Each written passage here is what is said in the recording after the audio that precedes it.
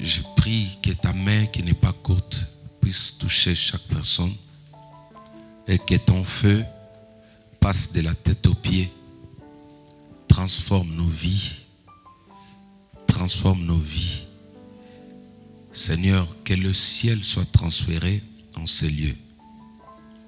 Que la gloire qui est dans le ciel soit transférée en ces lieux. Je ramène toute pensée captive à l'obéissance du Christ. Et je déclare échec total dans les camps de l'ennemi. Au nom de Jésus-Christ, notre Seigneur et Sauveur, nous avons ainsi prié. Amen. Prenons place, nous acclamons le Seigneur.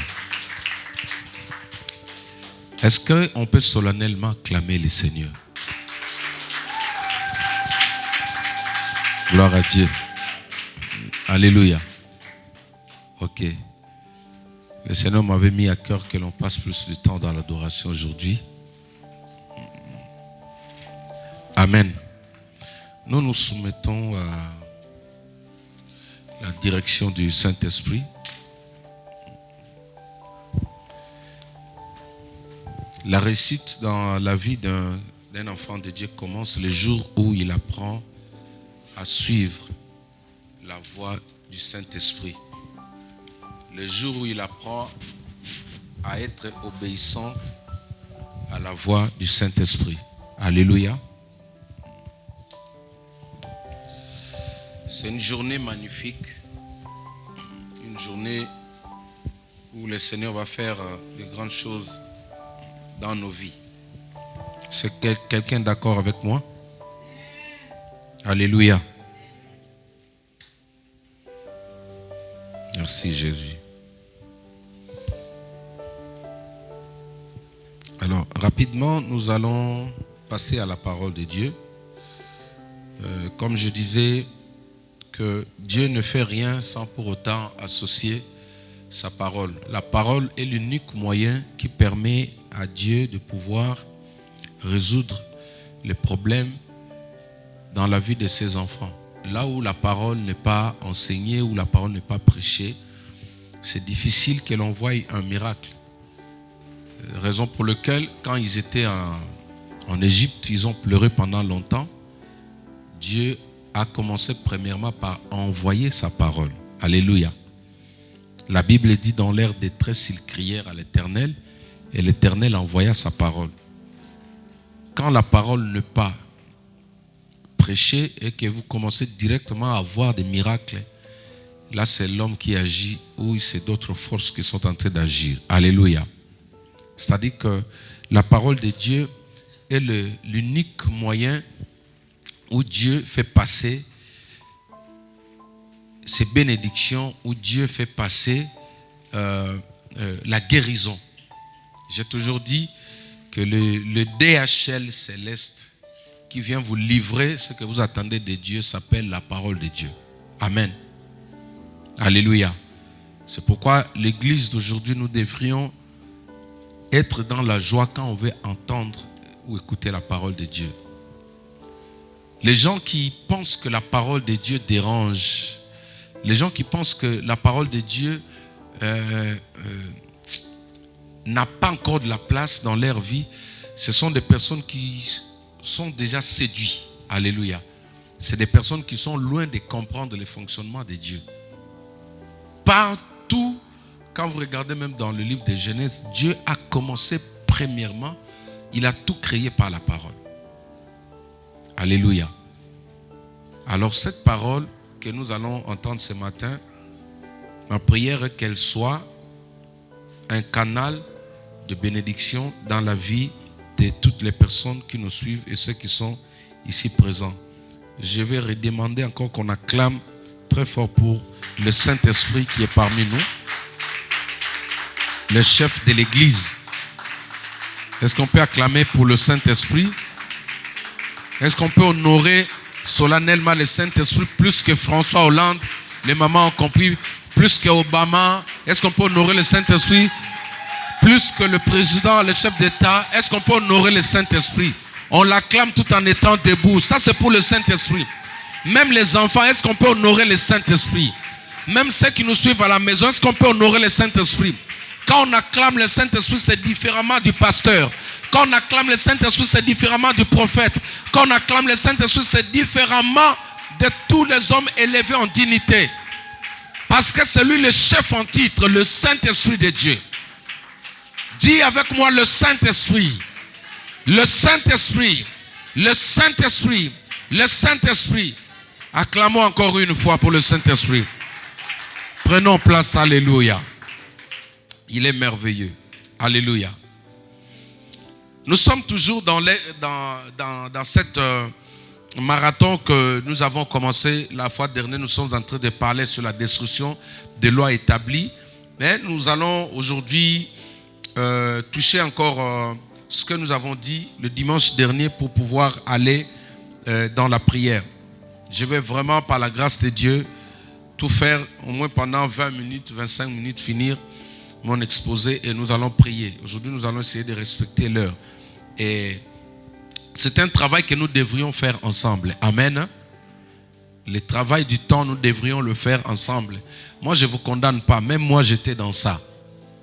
Avant-hier, quand je revenais du travail, le Saint-Esprit me rappelait. Quand je vis mon ex-patron en cours de route, je me suis souvenu de ce qu'il a apporté dans ma vie. Amen. Au début des choses, moi j'allais au travail avec le titre de pasteur. J'allais au travail comme étant, vous voyez un peu cet orgueil-là que les gens ont en dehors des choses. Au lieu de travailler normalement comme les autres, moi je voulais travailler comme pasteur. Ça a dû me réveiller quand j'allais sur le lieu du travail, j'arrivais en retard. Comme le patron savait que non, lui c'est le pasteur. Alléluia. Alors que je péchais devant Dieu. Et j'étais obligé de mentir une fois. Tu arrives comme ça en retard. Mais pasteur, comment? Tu dis non, c'est le métro. Parfois tu dis colis suspect alors qu'il n'y a pas eu de colis suspect. Alléluia. Et le Saint-Esprit va me dire, mais même toi, un homme de Dieu, apprends à dire la vérité. Alléluia. Mais j'ai lu dans les yeux de mon ex-patron, qui est un ami, il ne voulait pas vraiment me taquiner comme ça. Mais je vis dans ses yeux, quand il me regardait, il me disait, pasteur Rozokosa. Alléluia. Et après, j'ai pris la décision, je dis, bon, comme je suis un pasteur, je ne vais plus mentir. Qu'est-ce que je fais? Je vais discipliner maintenant ma manière de vivre. Donc, je vais me lever tôt comme tout le monde. Alléluia. Et j'ai appris à me lever à 5 heures du matin, 4 heures du matin, me préparer, faire mes prières, après partir au travail. Donc, qu'est-ce que je voulais dire? Au travers lui, j'ai appris à respecter le temps. Alléluia. J'ai appris à discipliner le temps. Vous voyez, à des fois, c'est difficile plutôt. C'est difficile de se réveiller tôt. Mais si tu aimes Dieu, alléluia, si tu veux vraiment garder cette posture-là d'une fille de Dieu, d'un enfant de Dieu, de quelqu'un qui aime Jésus, de quelqu'un qui est conduit par l'Esprit de Dieu, tu vas te dire, Seigneur, le diable sera dans la honte. Je vais me réveiller tôt. Je vais faire un effort comme tous les autres. Alléluia. En fait, il n'y a pas vraiment de raison qui peut faire qu'un enfant de Dieu arrive en retard à l'église. Mais ce sont des petites faiblesses que nous avons, nous tous. Alléluia. Donc, je vous prie avec beaucoup d'amour, avec beaucoup d'humilité, de faire comme moi.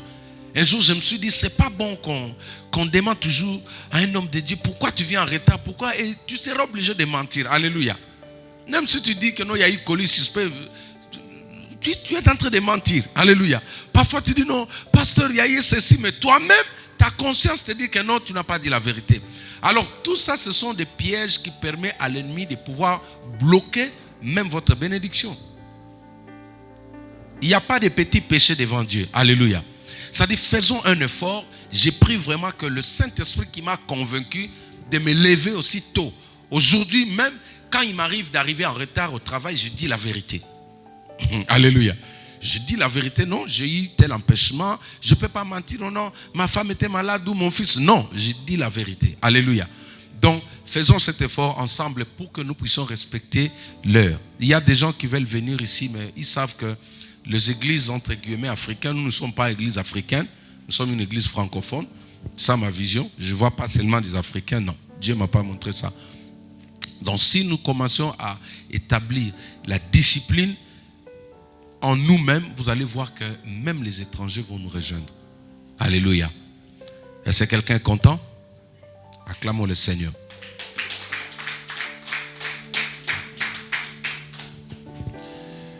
Je vais revenir sur les enseignements de dimanche dernier. Nous les avons perdus malheureusement.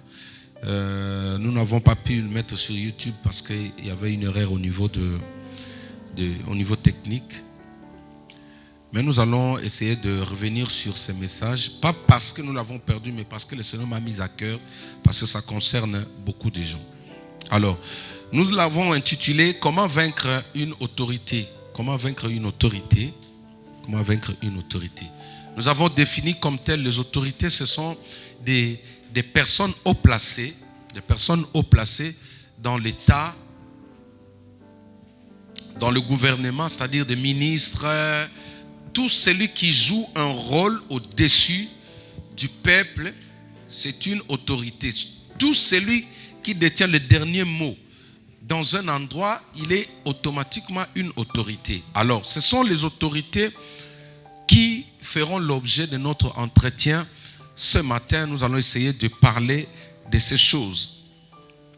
Et les autorités, ce sont eux qui sont à la base, qui sont la source, l'origine de lois. Quand nous parlons de lois établies au sein des familles, ce sont les autorités qui mettent de lois en place. C'est-à-dire, dans chaque famille, il y a une autorité établie, même dans le monde spirituel. Dans chaque famille, il y a une autorité. Ils ont les titres de chefs de famille, ils ont les titres de chefs coutumiers, ils ont des titres, de divers titres. Dans le monde spirituel, ce sont des gens qui possèdent une force supérieure aux autres. C'est-à-dire une personne qui est reconnue officiellement autorité, il a un dernier mot sur chaque personne qui se retrouve dans son entourage ou dans sa famille. Alors la Bible nous dit dans Ephésiens chapitre 6 à partir du verset 10. La Bible dit: car nous n'avons pas à lutter contre la chair et le sang, mais c'est contre les dominations, les autorités, les dominations, les esprits méchants dans le lieu céleste. Donc, au travers de ce verset, nous voyons qu'il existe bel et bien des autorités. Amen. Les autorités existent aujourd'hui. Le monde est sous l'influence des autorités. Ce que nous sommes en train de voir aujourd'hui, les décideurs, ce sont des autorités. Récemment, nous avons eu le G20 qui a eu lieu, c'est-à-dire que tous les grands chefs d'État du monde, de l'Europe, se sont réunis. Pourquoi? Pour pouvoir, entre guillemets, solutionner certaines situations qui paraissent anormales selon eux, mais qui pour nous annoncent déjà la fin du temps. Alléluia. Par exemple, le point où ils insistent souvent sur le point... sur le réchauffement climatique. Pour nous, enfants de Dieu, nous savons qu'il y aura un réchauffement climatique. Pourquoi? Parce que c'est mentionné dans la Bible. Dans Matthieu chapitre 24, on nous dit, ça fait partie des signes du temps. Alléluia. Jésus a dit, quand vous voyez le ciel s'obscurcir, vous savez lire que non, bientôt il y aura la pluie. C'est-à-dire le changement du temps pour un enfant de Dieu qui lit la parole, il sait que ceci est normal, ça annonce la venue du Christ. Très bientôt, l'enlèvement aura lieu. Alléluia. Ce sont les signes précurseurs. Quand on voit des tempêtes, on voit des inondations, tout ce que nous sommes en train de voir, des tsunamis, tout ça, ça annonce la venue du Christ. Donc, le G20 aujourd'hui essaie de se mettre ensemble pour pouvoir s'interposer à ces choses dont ils vont échouer lamentablement. Le président Trump l'a bien dit. Vous êtes en train de passer du temps pour rien. Ce sont des signes annonciateurs qu'il y a quelque chose qui va arriver. Dis à ton ami, à ton voisin, Jésus-Christ revient bientôt. Alléluia. Donc ces autorités, ils sont là pour mettre des stratégies de loi en place pour soi-disant pouvoir protéger la population vis-à-vis de toutes ces choses. Le rôle des autorités, c'est d'établir des lois, de mettre en place des choses qui peuvent être aussi pour le bien commun d'un peuple ou aussi pour faire souffrir un peuple. Nous avons vu avec notre ami Aman dans la Bible, dans Esther chapitre 4 qui était notre texte de base. Nous avons vu Aman, nous avons dit que Aman était l'équivalence du premier ministre. Aman dans Esther chapitre 4, à partir du verset 12 jusqu'au verset 13. Aman était une dignitaire, était une autorité qui a été placée à côté du roi. Quelqu'un dit avec moi Aman. Mais son but à côté du roi, c'était quoi? Il n'était pas là pour le bien de la population. Il n'était pas à côté du roi pour promouvoir les entreprises. Il n'était pas à côté du roi pour faciliter les études, les enseignements. Il n'était pas à côté du roi pour aider les agriculteurs. Non, il n'était pas à côté du roi pour défendre la religion. Il n'était pas à côté du roi pour pouvoir aider les gens de basse classe. Mais il était à côté du roi avec un but bien précis. Alléluia. Le but de cette autorité appelée Aman à côté du roi était de faire quoi? Créer des lois. Alléluia. Mettre en place des lois au détriment d'un peuple. Dis avec moi, Aman. Aman ici, j'aimerais bien que l'on lise le texte pour pouvoir honorer la parole de Dieu.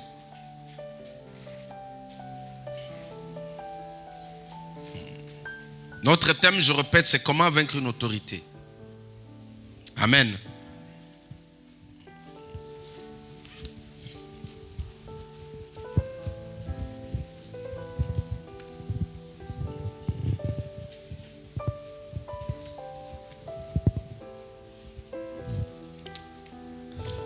Amen.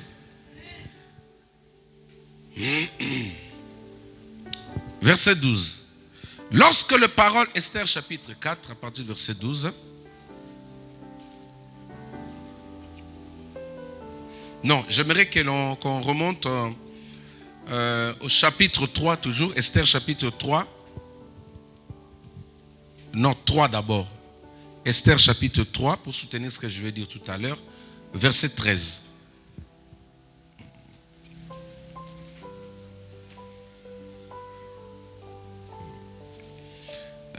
Rentrons au verset 8. Esther chapitre 3, verset 8. À partir du verset 8 jusqu'au verset 13. Je fais la lecture rapidement. Alors Aman dit au roi Assyrus: il y a dans toutes les provinces de ton royaume un peuple dispersé à part parmi le peuple, ayant de lois différentes de celles de tout le peuple et n'observant point le loi du roi. Il n'est pas l'intérêt du roi de les laisser en repos. Écoutez ce qu'il dit. Quelqu'un qui est proche du chef de l'État, il dit ceci. Il dit, il n'est pas dans l'intérêt du roi de laisser en repos. C'est-à-dire ce peuple-là dont il fait mention. Si le roi le trouve bon, qu'on écrive l'ordre de le faire périr, et je pèserai 10 000 talents d'argent entre les mains des fonctionnaires pour qu'on les porte dans les trésors du roi. Le roi ôta son anneau de la main et le remit à Aman, fils d'Ammédatha, d'Agagite, ennemi des Juifs. Voilà. Là, on écrit même ennemi des Juifs. Donc, quelqu'un qui est à côté du chef de l'État, qui est ennemi du peuple. C'est pourquoi quand on est chef, on doit faire attention avec toutes les personnes que l'on prend à ses côtés. Très, très, très attention. On ne prend pas n'importe qui. Vous savez, Jésus a mis 40 jours de jeûne dans le désert. C'était pourquoi? Pour faire le choix des apôtres. Ce n'était pas, il n'a pas jeûné en vain. Alléluia. On apprend du jour au jour comment servir Dieu. Et le roi dit, verset 11, et le roi dit à Aman, l'argent t'est donné et ce peuple aussi, fais-en ce que tu voudras. Oh là là, quel genre d'autorité. Fais-en ce que tu voudras. Le secrétaire du roi firent appeler le 13e jour du premier mois Et l'on écrivit suivant tout ce qui fut ordonné par Aman. C'est Aman qui écrit, ce n'est pas le roi. Aux satrapes du roi, aux gouverneurs de chaque province et aux chefs de chaque peuple, à chaque province selon son écriture et à chaque peuple selon sa langue. Ce fut au nom du roi Assyrus que l'on écrivit. Donc, ce n'est pas le roi qui a écrit, mais c'est Aman qui écrit au nom du roi. Est-ce que vous comprenez? Et il a écrit dans chaque dialecte de chaque province. Comme en RDC, chaque province, ils doivent interpréter cette loi. En Chiluba, en Swahili, en Kikongo, en Kitandu, tout était traduit automatiquement. C'est-à-dire que même ceux qui étaient vers le fin fond du village devraient obéir à cette loi-là. Ils ont fait la traduction.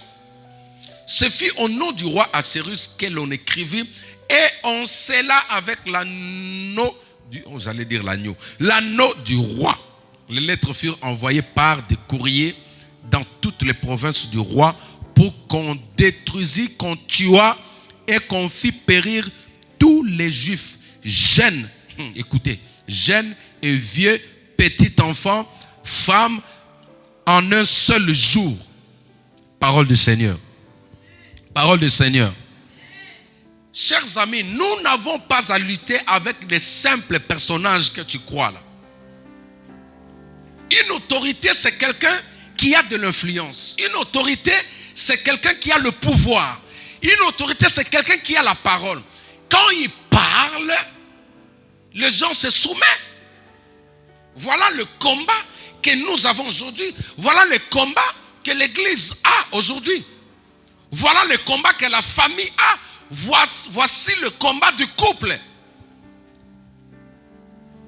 La Bible dit ici que cet homme du nom d'Aman est parvenu auprès du roi. Je disais tout à l'heure que le jour où le Seigneur va vous établir dans un endroit comme étant chef, le jour où le Seigneur vous donne une responsabilité, même dans la famille, quand le Seigneur vous donne des enfants, le Seigneur vous donne un mari, une femme, vous êtes censé prendre connaissance de toutes les personnes qui vous approchent. Comment cette personne est parvenue à côté du roi? C'est ça le problème. Regardez, il dit au roi, il y a un peuple ici qui ne se soumet pas à tes lois, alors que c'était des choses qui étaient fausses. Il parvient à prendre, regardez-moi, l'anneau du roi, c'est-à-dire le roi a une bague, sur cette bague-là il y a un sceau. Quand il met ce sceau sur une lettre, ce sceau-là devient valide, c'est-à-dire que tout le monde doit obéir. Mais regardez ce qui se passe, il prend cet anneau, il donne à l'ennemi de son peuple. La Bible dit ici que Aman était l'ennemi des Juifs. Raison pour laquelle vous voyez aujourd'hui, le peuple, parlons d'abord du point de vue politique, là. Les peuples sont en train de souffrir. Parfois, ce n'est pas les chefs d'État. C'est pourquoi vous allez constater, dans une certaine période, il y a des remaniements, il y a des changements de ministres. Vous savez pourquoi? Parce que le chef se rend compte après. Il se rend compte après que j'ai commis une erreur, j'ai mis la personne qu'il ne fallait pas mettre à la place. Parce qu'il y a des personnes comme ça, il arrive à côté du président de la République, il amène le président de la République dans des voies qui sont contraires. Parce que quand il y a un problème dans un pays, on voit directement le chef d'État. Alléluia. Les ministres se cachent toujours. C'est comme de nos jours, même dans nos églises. Quand il y a un problème, on tire sur qui? Il faut ajouter avec la femme du pasteur. Alléluia. C'est pourquoi je vous avais dit, vous qui aspirez à épouser des pasteurs, vous devez avoir un grand cœur. Amen, les sœurs. Ça dit que quand il y a un problème, on tire sur l'autorité principale. Quand il faut insulter, on insulte qui? Macron. Quand il faut insulter, on insulte qui? Trump. Mais parfois, ces gens-là ne savent pas en réalité, ne sont pas derrière ces décisions-là. Mais autour d'eux, comme ils n'ont pas été prudents, Aman s'est infiltré. Tous les Aman ont le même mode opérationnel. Tel qu'on voit ici, il a opéré auprès, à côté du chef de l'État. De nos jours, ils opèrent comme ça de la même manière. Jésus, dans le livre de Matthieu, il nous a donné un très bon exemple. Il est parti dans le désert pour pouvoir prier. L'une des choses qui a poussé le Christ à prier, c'était le choix des membres de son gouvernement. Quelqu'un dit amen avec moi. Il n'est pas seulement parti pour avoir de l'onction. Parce que quand tu as une vision, une grande vision, le grand problème arrive avec qui tu vas partager la vision. C'est pourquoi de nos jours, il y a des visions qui s'arrêtent en plein midi. Il y a des visions qui ont bien commencé, arrivé à un certain moment, paf. Pourquoi? Parce que Aman va vous amener que des choses contraires. Tu dis comme ça, lui dit non, moi je vois ça. Tu dis nous allons à gauche, lui te dit nous allons à droite. Tu dis ça, non pasteur, moi Dieu m'a dit, mais tu n'es pas pasteur. Tu n'es pas le président. Alléluia. Dieu fonctionne avec de l'ordre. Dans un pays, il ne peut pas avoir deux présidents de la République. Si vous voyez un deuxième président de la République, c'est un Aman. Dis avec moi Aman. Ils ont toujours cette ruse-là. Il arrive quelque part dans une communauté, votre papa était là, c'est lui qui commence à commander. Alléluia. Pourquoi? Parce que ce sont des autorités. Pourquoi il est autorité? Parce qu'il est investi de l'influence satanique. Lui, à côté du chef d'État, il est là pour créer des lois au détriment du peuple. Quelqu'un qui arrive dans le gouvernement pour valider des lois soi-disant, entre guillemets, on doit accepter le mariage soi-disant entre parenthèses, vous savez déjà. Alléluia. Donc, de nos jours, ce qui a amené cette loi-là, ce sont des Aman. Comment tu peux dire qu'une fille a le droit d'épouser une fille? Le mariage en grec veut dire gaméo. Gaméo veut dire la fusion de deux sexes opposés. Ça, c'est dans le sens original. Dieu a créé le mariage comme ça. On parle du mariage, pas quand il y a Bible et Bible, non. Bible et Bible, c'est un, mais quand il y a deux choses opposées. Et ça donne le résultat. Vous prenez phase et neutre, vous mettez ensemble, ça vous donne quoi? La lumière, n'est-ce pas? Maintenant, toi, tu prends phase. Ou neutre, tu vas produire quoi? Ça produit rien. Alléluia. Et ce sont les Aman qui sont à l'origine, à la base de ces choses. Combien de couples aujourd'hui, ils sont en voie de divorce? Vous savez pour quelle raison? Parce qu'il y a eu des Aman. Regardez ce qu'il est parti faire. Ennemi du peuple. Il y a des gens qui t'approchent, mais qui sont ennemis de tes enfants. Il y a des gens qui t'approchent, qui sont ennemis de ton couple. Il y a des gens qui t'approchent, qui sont ennemis de ce que Dieu a mis en toi. C'est pourquoi nous devons nous lever pour pouvoir comprendre, sonder des personnes qui nous entourent. Chers amis, au jour d'aujourd'hui, j'ai acquis de l'expérience. Amen. Je vais vous dire une chose. Nous, dans notre église, ça va faire maintenant, il y a 2 départs où j'avais des personnes autour de moi, ils sont partis. Mais j'ai compris maintenant, l'erreur avec moi, c'était quoi? J'étais trop sentimentaliste. Je regardais les dons, je regardais l'aspect physique, je regardais ce que les gens avaient. Amen. Aujourd'hui, j'ai changé ma manière de voir. Je ne fais pas attention à l'aspect physique de la personne. Alléluia. Je me suis repenti devant Dieu, je dis Seigneur, même si c'est mon frère, mon petit frère, il est pasteur. C'est lui qui vient après moi. Alléluia. Mais le jour où il vient ici, la première des choses que je lui dirai, là il m'entend. Je lui dirai ici, c'est moi le pasteur. Amen. Donc tu es mon frère, ici c'est pas ton église. Tu es ici, tu es membre, tu es enfant, c'est moi le papa de l'église. Alléluia. Parce que même ton frère biologique peut devenir Aman. pour le peuple que Dieu t'a donné. Et surtout encore, dans les amitiés, je ne me fie pas. Parce que j'ai compris que c'est une lourde charge. À chaque fois que tu as la vision, tu essaies de les communiquer à certaines personnes. Tu vois, au bout d'un certain temps, des personnes deviennent comme... alléluia.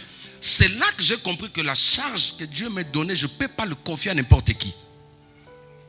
Donc il ne faut pas faire ces prières-là. Seigneur, touche les pasteurs. Non, non, non, non. Laissez. Le Seigneur va me parler. Alléluia. C'est pourquoi aujourd'hui, je vais me servir des personnes que l'on voit inutiles. Genre Onésime dans la Bible. Aman avait de l'influence. Il avait de la connaissance. Il avait des choses qui ont attiré le roi envers lui. Il avait un CV qui était bombé. Voilà. Il avait un CV, il avait des qualifications qui étaient fortes. Parce que toutes les autorités aiment ça. Un pasteur m'a dit, j'ai connu le même problème que toi tu as. Tu sais pourquoi? Parce que quand on commence une église, on se voit faible. On croit que ce n'est pas encore une église parce qu'il y a des enfants. Alors on s'associe à n'importe qui. Tout celui qui vient, moi je veux ça, tu donnes. Tout celui qui vient, moi je veux ça. Des bonnes personnes que Dieu te donne, quand ils arrivent, ils vont s'asseoir d'abord.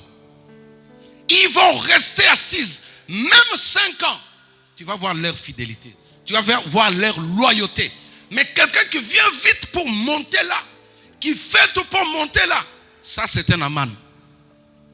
Alléluia. Dommage que maintenant le Seigneur nous a ouvert les yeux, on a compris. Est-ce qu'on peut acclamer le Seigneur? Le grand problème de nos familles aujourd'hui, ce sont des personnes qu'on a rapprochées dans nos vies. Ce sont des personnes qui sont proches de nous. Ce sont des personnes qu'on a donné la main d'association. J'ai l'une de mes cousines qui a perdu son mariage parce qu'elle a pris une autre fille, l'a mis à la maison. Un jour, elle viendra ici. Elle a perdu son mari. Elle est partie en voyage. Cette femme-là a pris son mari. C'est elle qui a... Elle a épousé même à la mairie. Les amans sont comme ça. Ils ne jouent jamais. Hein. Toi, tu n'étais pas parti à la mairie, mais elle, quand elle arrive, elle prend ton mec jusqu'à la mairie. Parce qu'ils ont une autorité satanique. Quand ils te parlent, ils t'exhortent. Toi, tu ne sais pas qu'est-ce qui les pousse à t'exhorter. Ils vivent de ce que toi tu as. Les amans sont comme ça. Ils t'approchent parce qu'ils voient une étoile au-dedans de toi. Le jour où il a volé, ce qu'il a tiré auprès de toi, il te jette. Il prend même ton mari ou il te prend ta femme. Il y a des amans aussi, hommes.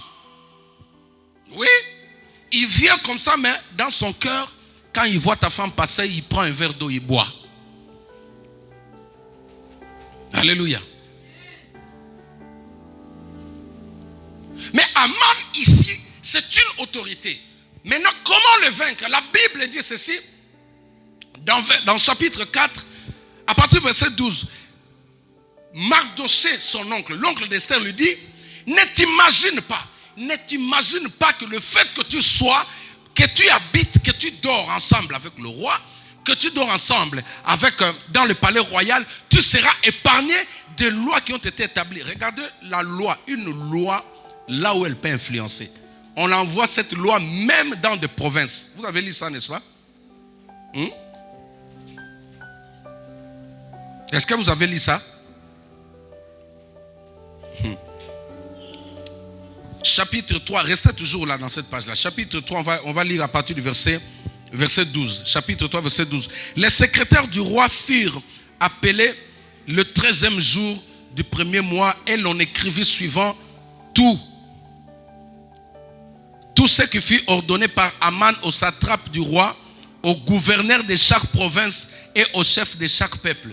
Chers amis, un Aman, quand il met une loi, il prend soin que cette loi-là aille même jusque chez toi, chez tes ancêtres. C'est pourquoi ici, Mardoché dans le chapitre 4, il dit à Esther, ne t'imagine pas que toi tu serais épargné. Ne t'imagine pas. Si cette loi peut aller influencer, même en province, toi tu es dans la capitale, toi tu es en Europe, tu penses échapper de cela. Certaines personnes qui ne prient pas Parce que depuis qu'ils sont en Europe, depuis qu'ils sont en Europe, pour eux, la prière, c'est fini. Christ, donne-moi mon chant. Depuis qu'ils sont en Europe, la prière, c'est fini. La malédiction est restée pour ceux qui sont en Afrique. La malédiction est restée pour nos petits frères. La malédiction est restée pour nos grandes sœurs. Quand tu entends ta sœur divorcée, tu dis, ah, vous qui habitez en Afrique, vous êtes toujours comme ça. Qui t'a dit que ça arrive qu'aux Africains? Je connais des personnes ici avec des papiers français mais qui sont malheureux. Alléluia. Au début, on pensait que quand tu es français, tu as la vie. Tu vis aux anges. Quand tu regardes, quand il y a gilet jaune, la majorité c'est qui? Ben oui. Il y en a qui souffrent. Il y a peu de ceux qui ne sont pas français qui sautent sur les immeubles et qui se donnent la mort. Hein. Vous n'avez pas une garantie parce que vous êtes français que la malédiction ne peut pas agir sur vous. Quand Aman met une loi comme ça contre un peuple, contre une famille, elle va influencer même vers le fin fond. On dit même les enfants risquent ce problématique. C'est pourquoi il y a des situations qui sont complètement héréditaires. Héréditaires. Vous savez pourquoi? Parce que ces gens-là prennent le temps de suivre. Regarde, ils ont traduit la loi.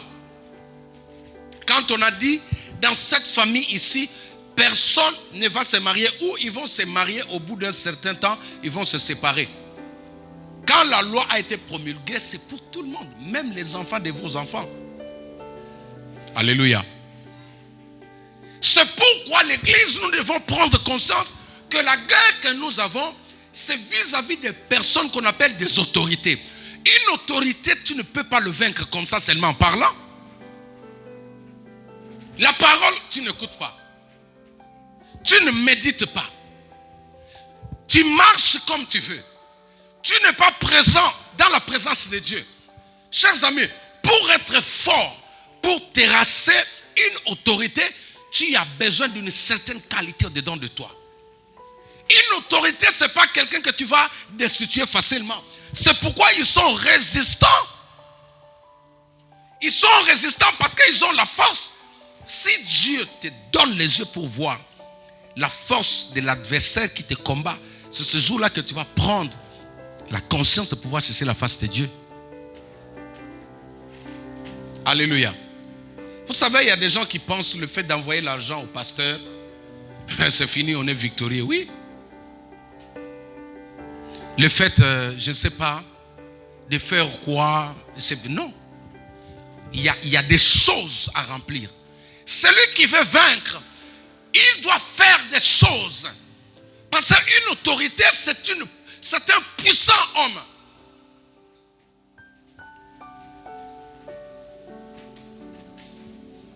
Qui marche avec toi? À qui tu te confies? Le Saint-Esprit me dit, les amans, ce sont des personnes, quand il arrive dans ta vie, il te ravit ta liberté. Il te prend ta liberté en otage. Donc, à partir d'aujourd'hui, tu ne peux rien faire sans passer par moi. Alléluia. Une personne comme moi là, l'une des choses que les gens nous taxent de ce qu'ils disent là, c'est ça.